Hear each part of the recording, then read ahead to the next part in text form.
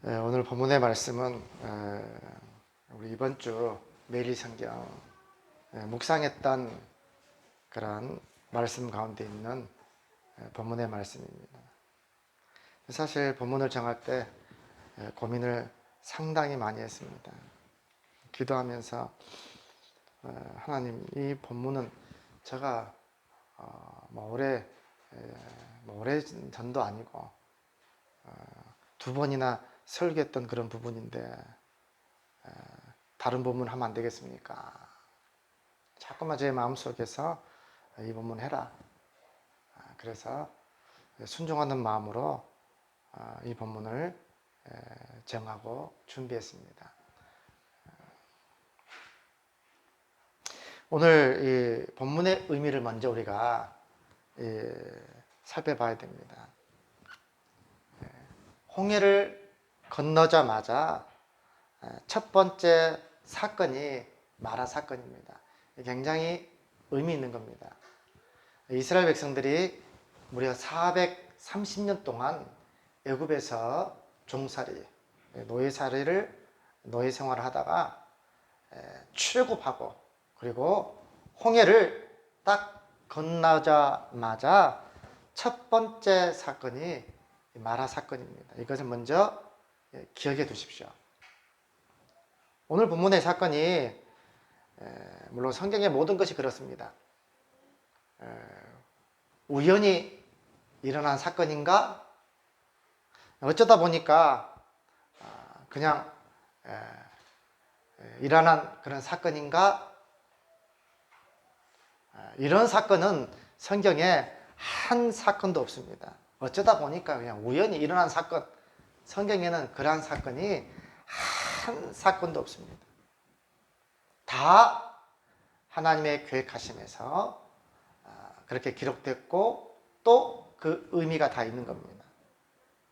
그래서 이사야 34장 16절 말씀에 너희는 여호와의 책에서 찾아 읽어보라.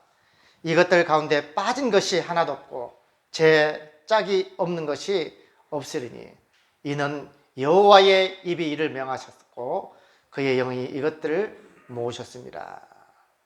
모든 사건들은 다 하나님의 계획하심에서, 자, 그러므로 그 모든 사건들은 하나하나 의미가 다 있는 것입니다. 오늘 이 본문의 사건을 보면 홍해를 건너고 첫 번째 사건이 오겠습니다. 사흘길을 걸었는데 물을 얻지 못했습니다. 그리고 사흘길을 걷고 나서 드디어 물을 만났는데, 그런데 그 물이 마라란 곳입니다. 물이 써서 도저히 마실 수 없는 그런 물이었습니다. 하나님께서 한 나무를 지시에 던지라 하고 그리고 그것이 달게 되므로 마시게 되었다. 이게 끝입니까? 하나의 기적의 사건으로 끝나는 겁니까? 그렇지 않습니다. 이 사건을 통해서 하나님께서 말씀하시고 싶은 분명한 하나님의 말씀, 그러한 메시지가 있다는 겁니다. 우리는 자꾸만 기적에만 관심을 갖습니다. 그래서 봐야 될 그런 하나님의 메시지를 보지 못할 때가 많습니다. 예를 들어서 안진뱅이가 일어났다. 그러면 이런 기적, 이 놀라운 기적, 그 기적에만 관심을 갖습니다. 우리가 사도행전 2장에서 나면서부터 안진뱅이 된 이 사람이 미문에 앉아 있습니다. 아름다운 문입니다. 성전 앞에 있는 그 아름다운 미문에 앉아 있습니다.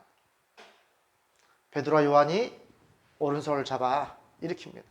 금과 은은 내게 없거니와 내게 있는 것으로 네게 주노니 곧 나사렛 예수 그리스도 이름으로 걸으라고 오른손을 잡아 일으키니 걷기도 하고 뛰기도 하고 성전에 들어가면서 하나님을 찬양했습니다. 이 기적의 사건으로 끝나면 안 됩니다. 많은 사람들은 이 기적의 사건에만 주목합니다. 그래서 베드로와 요한이 왜 우리를 주목하느냐? 우리가 이 일을 행한 것처럼 왜 우리를 주목하느냐? 우리는 아무것도 아니다. 다시 말하면 이 기적도 마찬가지입니다. 이 기적을 통해서 말씀하시는 그런 메시지가 중요합니다. 그건 뭐냐면 너희들이 십자가에 못 박혀 죽인 그 예수가 부활하고 살아나셔서 이 사람을 걷게 하고 낫게 한 것이다. 너희도 예수 앞에 죄사함을 받아라. 이게 핵심 메시지입니다. 그리고 오병이의 기저도 마찬가지입니다.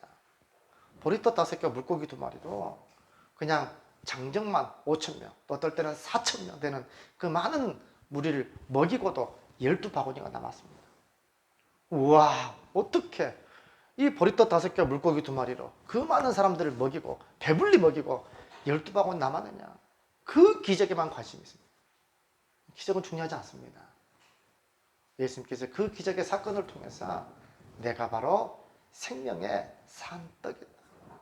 이 떡, 광야에서 이 떡을 먹는 사람 다 죽었지만 생명의 산떡인 나를 먹는 자는 영원히 죽지 아니하리라.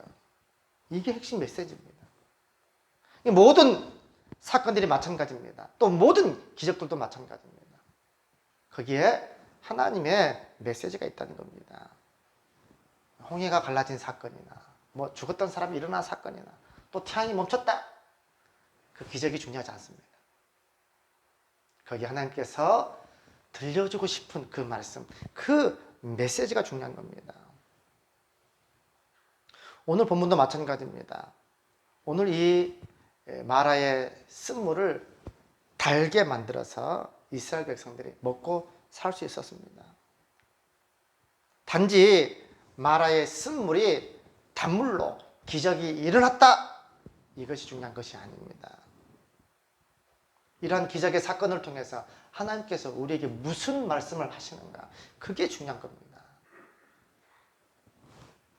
오늘 본문의 말씀을 살펴보면 22절에 이스라엘 백성들이 홍해를 건넜습니다. 그리고 수르 광야 거기서 들어가서 3일 길을 걸어 다녔지만 물을 얻지 못했습니다. 광야에서 사막에서 4월 동안 물을 얻지 못했다 하는 것은 거의 죽을 지경입니다. 아마 그들이 가져왔던 예비 그 물도 다 떨어지는 이제 그 상황에 이른 겁니다. 사막에서 물은 생명수와도 같습니다. 자, 그들이 드디어 23절에 물을 만났습니다. 그런데 문제는 마라에 이르렀더니 그곳 물이 써서 마시지 못하겠으므로 그 이름을 마라라 하였더라. 이 마라가 쓴 나물, 때로는 괴로움 이런 뜻이 내포되어 있습니다. 나중에 룻의 시어머니가 나를 나오미라 하지 말고 마라라라, 바로 그 의미입니다. 쓴 나물과 같이 내가 괴로움 이런 상황에 놓여 있다, 이런 뜻입니다. 예, 마라에 이르렀는데 물이 써서 도저히 마시지 못한 그러한 물이었습니다. 그래서 그 이름을 마라라 칭하는 겁니다. 백성들이 모세를 원망합니다. 우리가 무엇을 마실까? 그랬더니 하나님께서 한 나무를 가르쳐 가지고 그것을 물에 던지니 물이 달게 되었습니다. 그러면서 26절 핵심입니다. 우리 한번 26절 다 같이 읽겠습니다. 26절 말씀을 생각하며 우리 다 같이 읽습니다. 시작. 이르시되 너희가 너희 하나님 나 여호와의 말을 들어 순종하고 내가 보기에 의를 행하며 내 계명의 귀를 기울이며 내 모든 규례를 지키면 내가 애굽 사람에게 내린 모든 질병 중 하나도 너희에게 내리지 아니하리니 나는 너희를 치료하는 여호와임이라. 마지막 이 9절, 나는 너희를 치료하는 여호와임이라. 이 부분이 핵심입니다.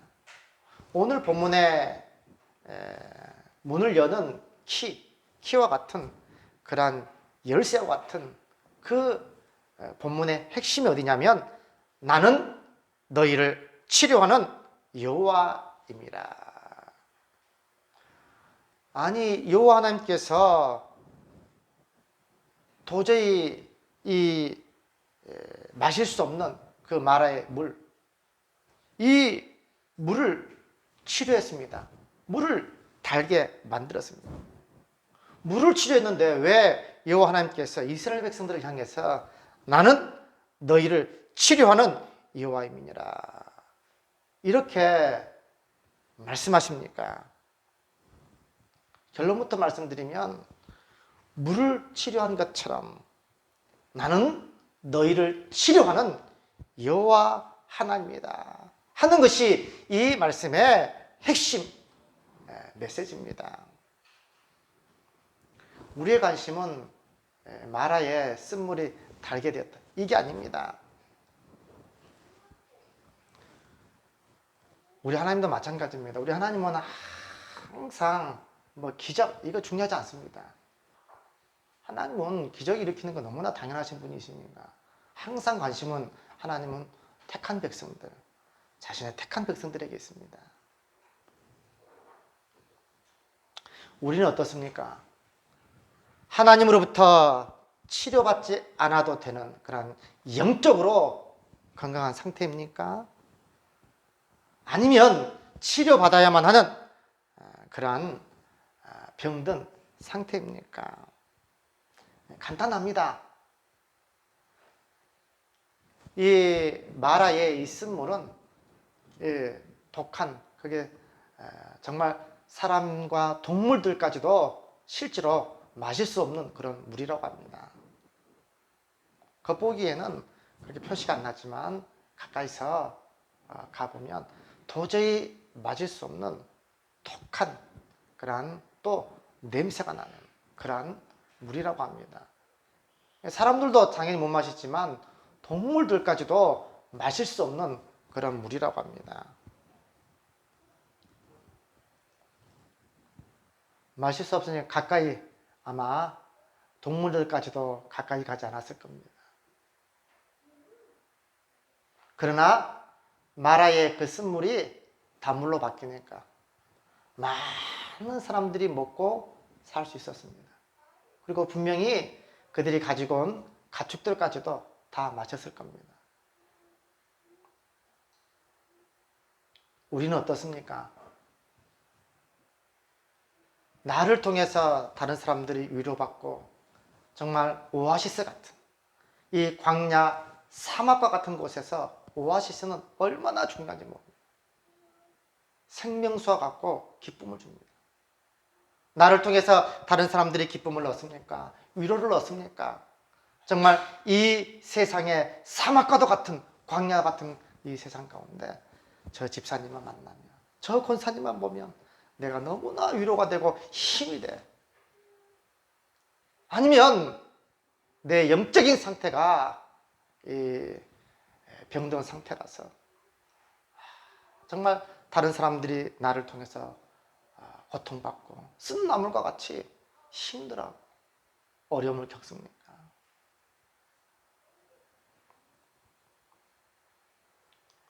또 어떤 사람들은 또 이렇게 생각할지도 몰라요. 영적 바리새인들처럼 자기는 어렵다고 생각하고 나는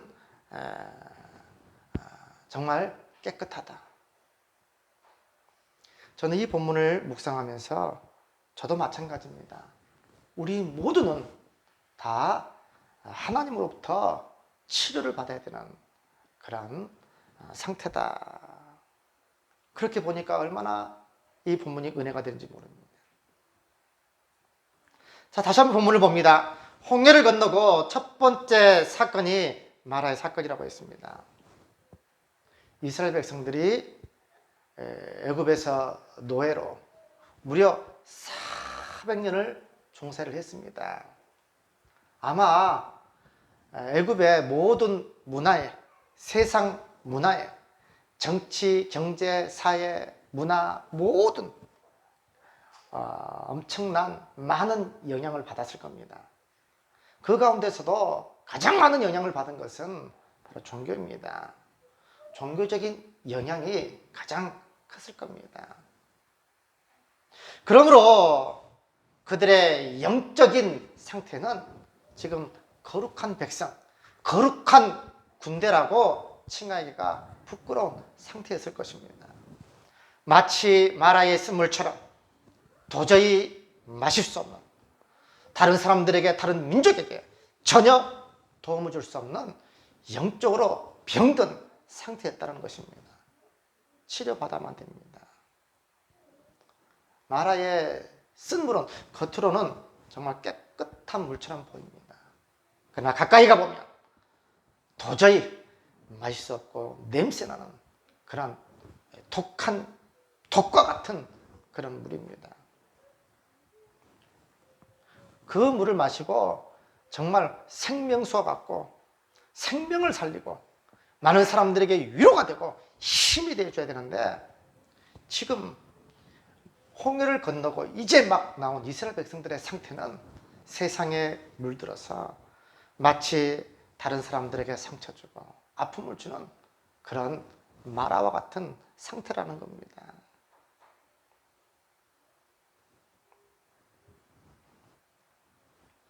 이스라엘 백성들이 출애굽하고 홍해를 건넜다는 이 의미를 보통 이렇게 해석합니다. 영적으로 구원받았다, 이렇게 봅니다. 이스라엘 백성들이 출애굽하고 홍해를 건넜다, 세례까지 받았지 않습니까? 이 상태를 구원받은 상태다, 이렇게 보는 겁니다. 이미 구원받았음에도 불구하고 여전히 그들은 치료받아야 되는 영적으로 병든 상태임을 알 수 있습니다. 우리도 마찬가지입니다. 예수 그리스도를 믿고 이미 구원받았음에도 불구하고 우리 여전히 연약하고 다른 사람들에게 아픔을 주고 또 상처를 주는 그런 치료받아 마땅한 그러한 병든 상태라는 것입니다. 치료받지 않으면 여전히 다른 사람들에게 마라의 쓴물처럼 상처를 주고 아픔을 줄 것입니다. 치료받아 예수 그리스도의 성품에 참여하여 다른 사람들에게 위로가 되고 힘이 되고 이 어려운 이 세상 가운데서 영적으로 없어서는 안 될 생명수와 같은 오아시스의 역할을 감당해야 되는데 그렇지 못하다는 겁니다. 그럼 누가 치료받아야 됩니까? 누가 치료를 받아야 됩니까? 여기에 나 여호와의 말을 들어 순종하고 내가 보기에 의를 행하며 내 모든 규례를 지키며 이렇게 되어 있습니다. 그래서 아직은 여호와의 말씀을 순종하지 못하고 또 의를 행하지도 못하고 규례를 지키지도 못합니다. 이건 모두 한마디로 똑같은 말씀입니다. 하나님의 말씀에 온전히 순종하지 않는 자들입니다.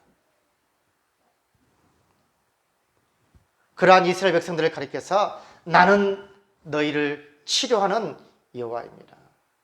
하나님의 관심은 그 썩어 있는 그런 독한 마라와 같은 그 쓴물이 아닙니다. 하나님의 관심은 영적 이스라엘, 자기 택한 백성들입니다. 바로 우리들입니다. 기적에 관심이 있지 않습니다. 성경에서 많은 열매들 이야기합니다. 열매 맺지 않는 나무마다 찍어 불에 던지우리라.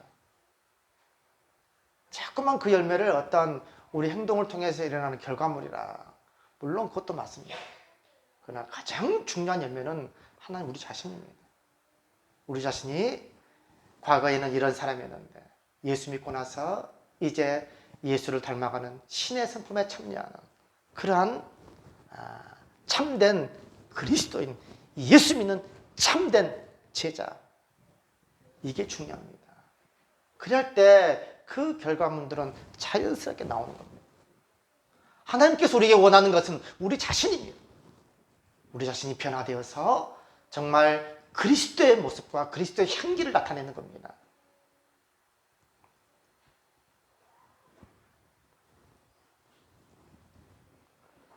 문제는 이 세상에서 성도들은 오아시스 같은 그 역할을 감당해야 됩니다. 광야와 사막과도 같은 곳에서 없어서는 안 될 생수와 같은 역할을 감당해야 되는데 영적으로 말의 쓴물과 같은 성도들이 많이 있다는 겁니다. 도움이 되고 많은 사람들을 위로해야 되는데 다른 사람들에게 깊은 상처를 안겨줍니다. 예수님의 사랑으로 오른뺨을 치거든 왼편도 돌려대는 그런 희생 정신이 있어야 되는데 받은 것에 몇 배로 돌려줘야지 내 마음이 시원한 말의 쓴물처럼 행동하는 성도들이 많이 있습니다. 교회의 덕을 세우고 하나님의 그 아름다운 본을 보여줘야 되는데 오히려 말의 쓴물처럼 다른 사람의 얼굴을 찌푸리게 만들고 상처를 주고 독한 말로 인해서 아픔을 주는 그런 성도들이 많다는 겁니다. 다 예수 그리스도로 치료받아만 합니다.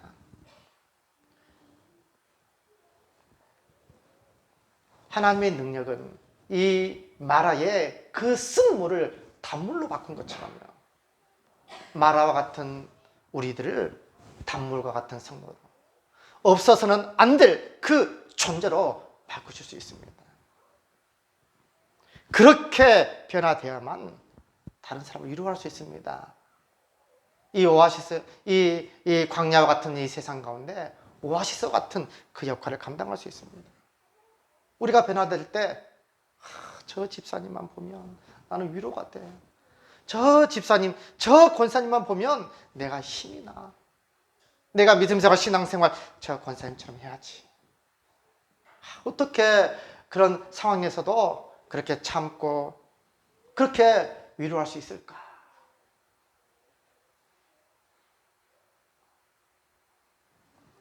예수님의 달리신, 아니 십자가에 달리신 우리 예수님은 십자가상에서 하나님 마음, 저들이 자기가 하는 죄를 알지 못합니다. 저들의 죄를 용서해 주옵소서.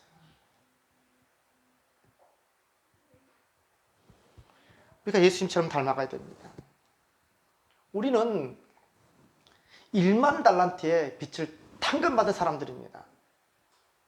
그런데 100데나리온 조금 그 잘못한 것 가지고 그것을 가지고 있으면서 아픔을 주고 상처를 주는 그러한 모습, 우리가 치료받아 마땅합니다. 자, 본문에 마라의 물이 치료받으니까 어떻게 됐습니까? 목이 말라 죽을 지경에 있던 그 수많은 이스라엘 백성들이 그 물을 마시고 살 수 있었습니다. 삶의 원동력을 얻게 됐습니다. 삶의 희망을 바라볼 수 있었습니다. 그렇습니다. 마라의 그런 쓴 물이 변화될 때 놀라운 능력을 발휘한 것처럼 우리들도 마찬가지입니다. 우리의 모습이, 마라였던 우리의 모습이 정말 생수와 같은 그런 성도들이 될 때 한 사람이 아닙니다. 수많은 사람들 그리스도께로 인도할 수 있고요. 그리고 많은 사람들을 위로할 수 있습니다. 우리를 볼 때마다 생명수와 같이 삶의 희망과 소망을 얻게 되는 것입니다. 이스라엘 백성들만 살았습니까? 그들과 함께 했던 모든 양과 소와 염소, 이들도 다 살 수 있었습니다. 예수 믿는 사람들만 사는 게 아닙니다. 우리의 주위에 있는 많은 사람들까지 우리를 통해서 정말 이 영원한 심판을 받을 수밖에 없는 사람들까지도 생명을 얻을 수 있는 놀라운 능력을 발휘할 수 있습니다. 사랑하는 성도 여러분, 지금 이 시대에 많은 신자들과 성도들이 새 속에 물들어 마라의 쓴물처럼 영적으로 병들어 있습니다. 겉으로는 똑같은 성도로 보입니다.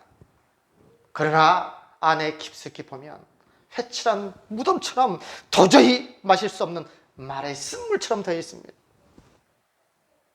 우리 모두는 하나님으로부터, 주님으로부터 나는 너희를 치료하는 여호와 하나님이다 한 말씀을 드려야 됩니다.